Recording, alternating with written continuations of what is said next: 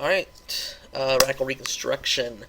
So, 2.2 objective, you guys be able to describe how Radical Republican Congress dealt with Southern Civil War. As we all know, Civil War was crazy, and it's done, and, well, the North won, of course, and end of slavery. We had the Civil War Amendments, or the Reconstruction Amendments, which were the 13th, 14th, and 15th Amendments, and these amendments, 13th, forced freed slaves, 14th, gave them citizenship, and 15th,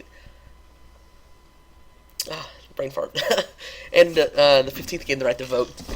And so, here we are, yesterday we talked about the different forms of Reconstruction, Johnson's plan, Lincoln's plan, and Congress's plan. And of course, Congress won out, and so we're going to go with their plan. All right, so this is Unit 1, Section 2's Radical Reconstruction. All right, so first up, we have these things called the Black Codes. Now, they're basically putting African Americans back in slavery, but not actually in slavery, kind of a free slave kind of thing. And they really did limit the rights of African Americans in the South. These black codes were horrible. Also called the Jim Crow laws, based on this character in a film strip or something, magazine film strip, that was really goofy. And so they categorized this as what African Americans are like, and so they're all Jim Crows, and so they call it the Jim Crow laws. These black codes, not good for the blacks in the South at all.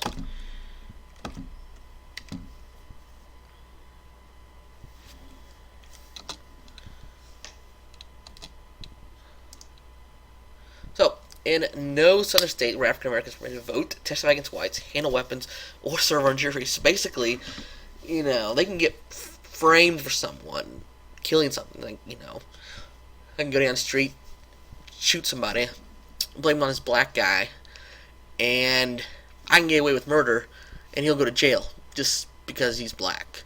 And so, you see, it's really bad. Really bad. And the North, they're outraged by this. Like, how can this be? We fought a war to free of slavery, and here you go and being all, yeah, they're free, but we're going to limit their rights because we can, and we're racist. And so the North is like outraged by this. They thought this is ridiculous. And so we have the Civil Rights Bill of 1866. This is going to give citizenship to every African American, and the government had the right to intervene to protect the rights of minorities. Alright, so you see here, the federal government, they're going to step in and say, alright, if you're not going to comply with our rules, we're going to have to go play hardball with you, and we're going to pass this bill, and if you are doing what you're supposed to do, we're going to come in and take care of the problem. Alright? There you are, passing the Civil Rights Bill. Alright, so we come to the 14th Amendment, as we alluded to earlier. Citizenship is granted for everybody, except for Native Americans. And, yeah, it's kind of odd. And so citizenship is granted to everybody, and it really basically says no state shall deny due process, equal protection of the law. This is used throughout the 19th and 20th century, even today, this summer with the gay rights decision. The 14th Amendment is an integral part of it. No state shall deny equal protection of the law. And so that's what was going on here. And so we're going to pass an amendment to the Constitution to make sure the South does what it's supposed to do. After all, slavery is over with the 13th Amendment. And remember, the First Amendment, no state shall deny. It's the 14th Amendment. Only amendment that basically slams states, tell them, it ain't happening. Alright, so your Radical Reconstruction, and of course, they're very self-interest. They want to make money. you know, and but they're also deeply concerned with the way the African Americans, were treated, and they wanted to, make a stronger South, because a stronger South would support a strong North, which makes a strong United States. I mean, it's that simple. And so they're going to punish the South for, basically for everything.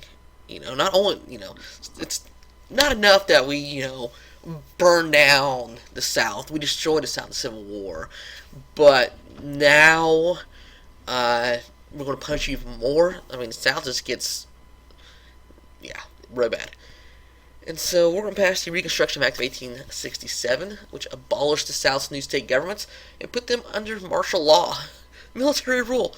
So the military, the government, the U.S. government is going to set up 5 military districts, and they're going to police the South until the South creates a new constitution that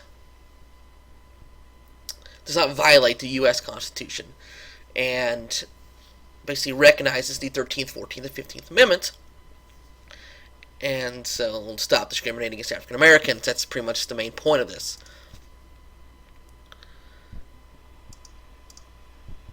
So former Confederacy, like I said, was divided into 5 military districts, and a Union general was in charge of each.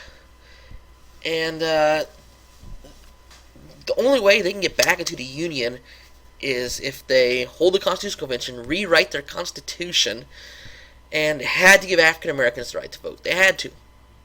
Okay, you can't just, end slavery and still, quote unquote, enslave African Americans. You can't do it. Alright? You can't. And so here we are. Here's the military districts here. You got 5 of them here. First one is Virginia. Schofield is in charge of that. Next we got North Carolina, South Carolina. Alright, and Daniel Sickles is in charge of that. Third, the South, Alabama, Georgia, Florida.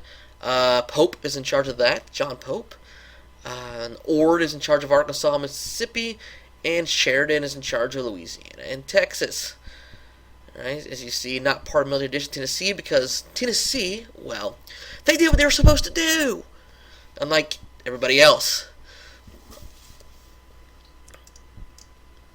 So if Congress approved the Constitution, if state legislators ratified the 14th Amendments, stating that African Americans are citizens, and if the amendment became part of the Constitution, then the state would be remanded to the Union. That's a lot of stuff. I mean, the Republicans are punishing the South. And they're also making sure that the South is doing what it's supposed to do according to the law. All men are created equal type of thing. And so the 15th Amendment gave African Americans the right to vote. That was in 1869, and they get a vote now. Woo! Right? But the government...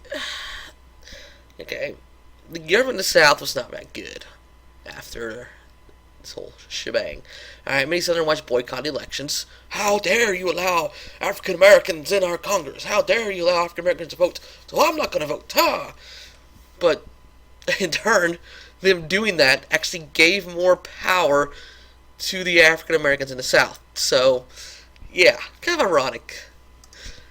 So, government in southern states was left up into a couple groups.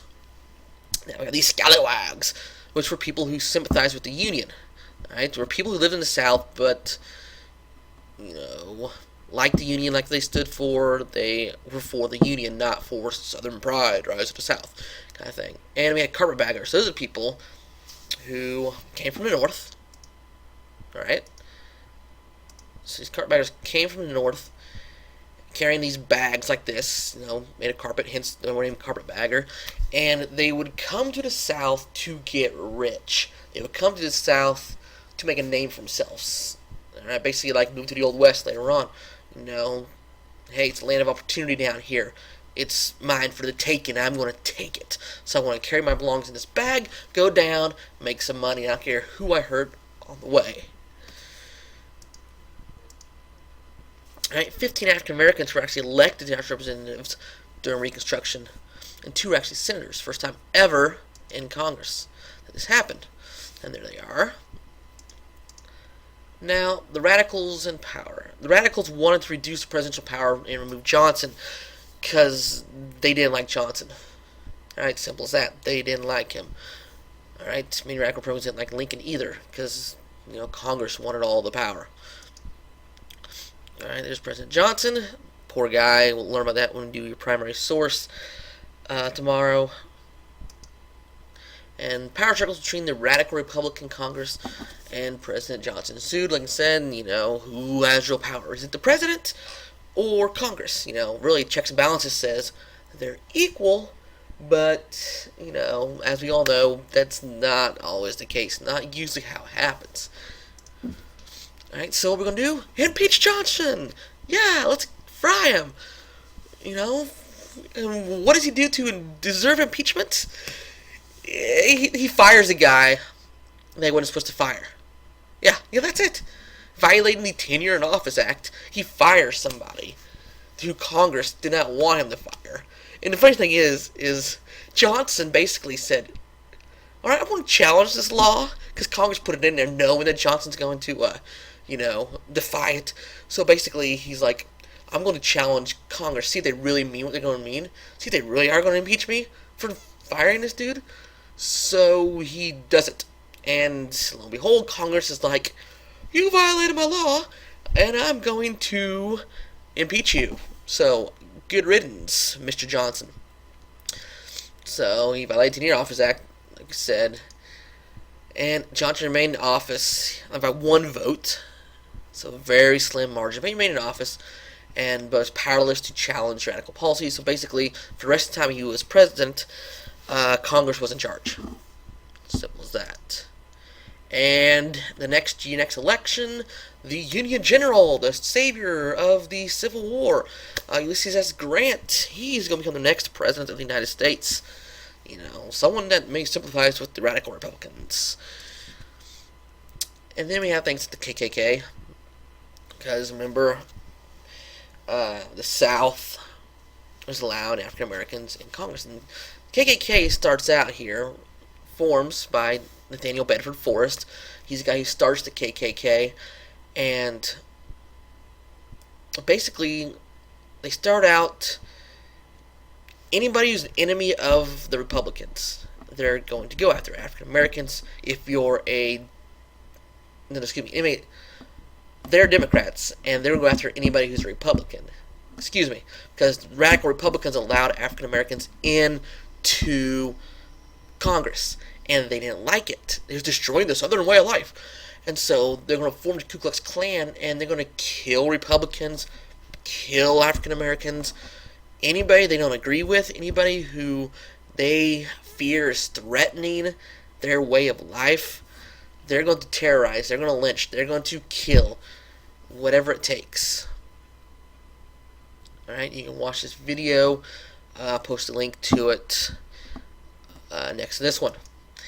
And so, started by 1866, alright, by Nathaniel Bedford Forrest.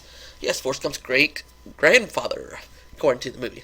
And is started by former Confederate soldiers in Pulaski, Tennessee, 1866. And it grew, it ebbed and flowed throughout history, based on circumstances and whatnot. And the goal to drive out the carpetbaggers, people who were there for the money, and Union troops, and to regain control of the South for the Democrats. Regain the Southern way of life. And in 1870 and 71, Congress passed an Enforcement Act basically saying, KKK, sorry, but you have no authority. And the first act made it a federal crime to interfere in people's right to vote. And the second put federal elections under the supervision of the federal marshals. And the third act, known as the KKK Act, basically outlawed all activities of the Klan, saying quit terrorizing the South. And that's it. Basically, in review, we got 30-second review. The Radical Republicans were in charge. African Americans had rights. 14th and 15th Amendments were passed. Black codes. KKK forms. Johnson impeached. So that's where we're at right now. Alright, thank you for listening. Have a wonderful day. and we'll see you next